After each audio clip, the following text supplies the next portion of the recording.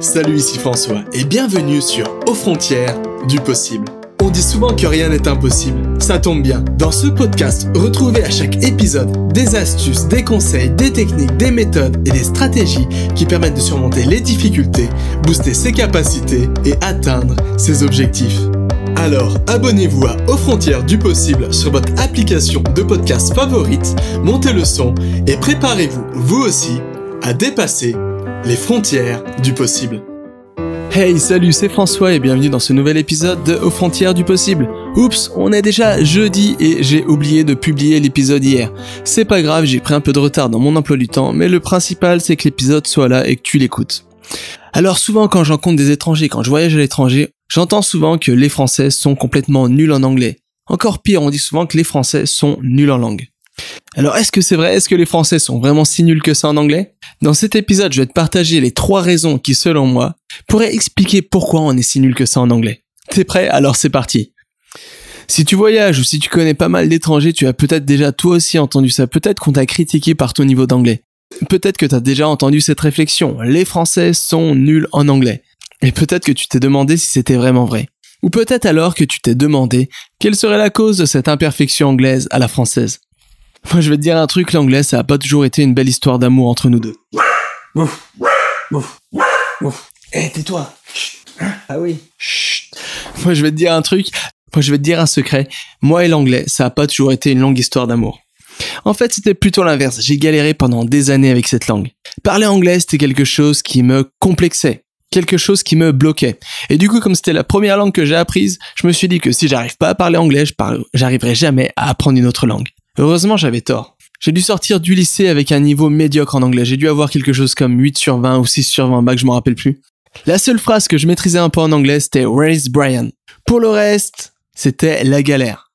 Encore pire que ça, je m'en foutais pas mal. J'avais aucun intérêt à apprendre l'anglais. C'est une langue qui m'intéressait pas. À l'époque, j'étais pas du tout intéressé par les langues étrangères et j'en voyais pas l'utilité. Heureusement, les choses ont bien changé.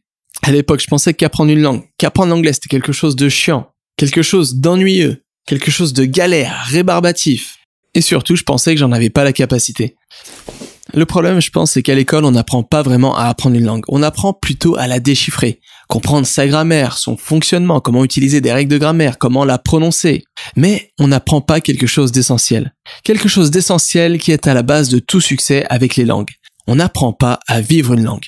Vivre une langue, ça veut dire quoi? Ça veut dire apprendre à assimiler cette langue, apprendre à aimer cette langue, entrer en immersion avec la culture véhiculée par cette langue, apprendre à voir le monde différemment à travers cette langue, apprendre à la comprendre. Vivre une langue, ça veut tout simplement dire rentrer en immersion avec cette langue, faire qu'un avec cette langue. Mais ça, malheureusement, bien souvent, on l'apprend pas à l'école. Du moins, moi, je l'ai pas appris.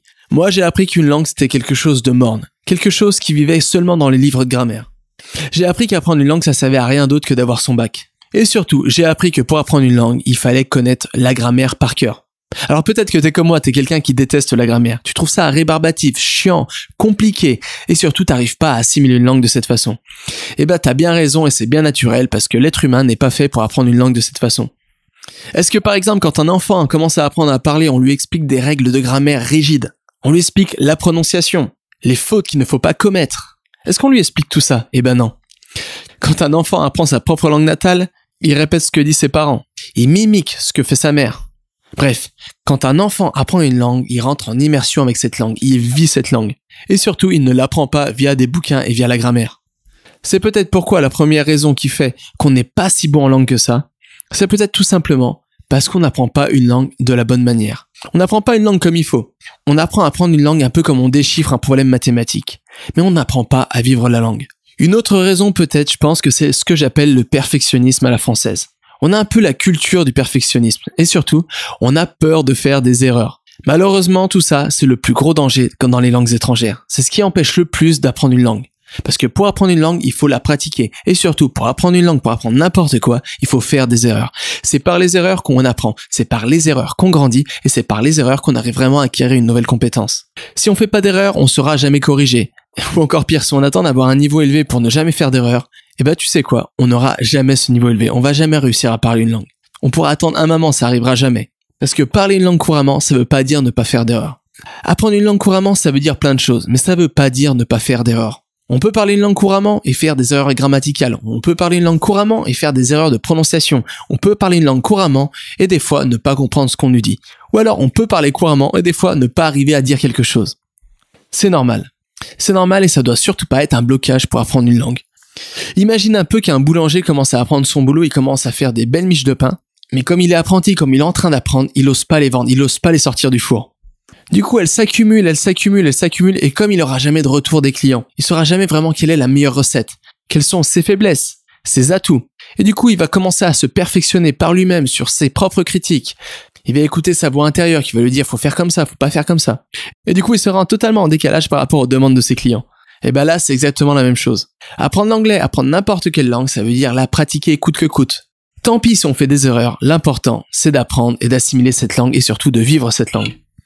Ensuite, la deuxième raison, je pense, qui expliquerait sûrement pourquoi les Français sont si nuls que ça en anglais, je pense que c'est parce qu'on a appris bien souvent qu'une langue, ça s'apprenait via sa grammaire. On commence à apprendre des règles complexes avant de parler une langue. Et du coup, ça, c'est quelque chose de très compliqué et surtout, c'est quelque chose qui peut nous bloquer. Du moins, moi, c'est quelque chose qui m'a bloqué considérablement. C'est un peu comme si, je sais pas, t'essayes de passer le permis, t'essayes d'avoir ton permis, et avant même de t'apprendre à conduire, on t'apprend à construire un moteur. Alors sûrement, ça pourrait être utile. Mais je pense que la meilleure approche, c'est d'abord apprendre à conduire, apprendre à savoir utiliser sa voiture, à connaître sa voiture, à vraiment faire corps avec sa voiture, et ensuite apprendre à connaître comment elle fonctionne. Quelles sont les différentes parties du moteur? Comment réparer son moteur? C'est quelque chose qui est utile seulement si on a déjà de l'expérience. C'est la même chose avec les langues. Il faut d'abord essayer de conduire la langue, il faut d'abord essayer de s'imprégner de la langue, essayer de la pratiquer, essayer de l'assimiler. Et ensuite, on s'inquiète de la grammaire. La grammaire ne doit jamais venir en premier. La grammaire, c'est seulement un peu comme un tuteur. C'est vraiment quelque chose que tu vas checker quand tu auras un problème, quand tu auras un doute, ou quand tu ne sauras pas vraiment expliquer un concept ou construire une phrase. Et la troisième raison pour laquelle je pense que les Français sont si nuls que ça en anglais, c'est parce que je pense que la prononciation anglaise, c'est pas facile. Surtout pour un Français. Le français est une langue nasale. On a plein de sons qui partent par le nez, les en, les on, les un. D'ailleurs, ça c'est une galère pour les étrangers qui apprennent le français. Mais la prononciation anglaise, elle se situe à un autre niveau. Elle se situe plus à un niveau guttural. Et du coup, quand on prend l'habitude de parler avec le nez, d'utiliser des organes différents pour parler, d'utiliser des muscles différents pour parler, c'est compliqué de changer tout ça pour assimiler l'anglais. Et moi, je trouve particulièrement que la prononciation anglaise est très très difficile pour un francophone. Je dirais même que je galère moins à prononcer le russe que l'anglais. Peut-être que toi aussi tu trouves que les Français sont nuls en anglais, sont nuls en langue. Alors peut-être que toi tu as une autre vision des choses, peut-être que tu penses qu'on n'est pas si nul que ça en anglais. Ou peut-être que tu penses qu'il y a d'autres raisons qui font en sorte qu'on est si nul que ça en langue. Alors si tu peux préciser ça dans un commentaire YouTube, moi ça m'intéresse de savoir lesquelles. Quelles sont selon toi les raisons pour lesquelles on est si nul que ça en langue? Aussi dans cet épisode je voudrais faire une nouvelle annonce. Je suis en train de me lancer dans une nouvelle aventure.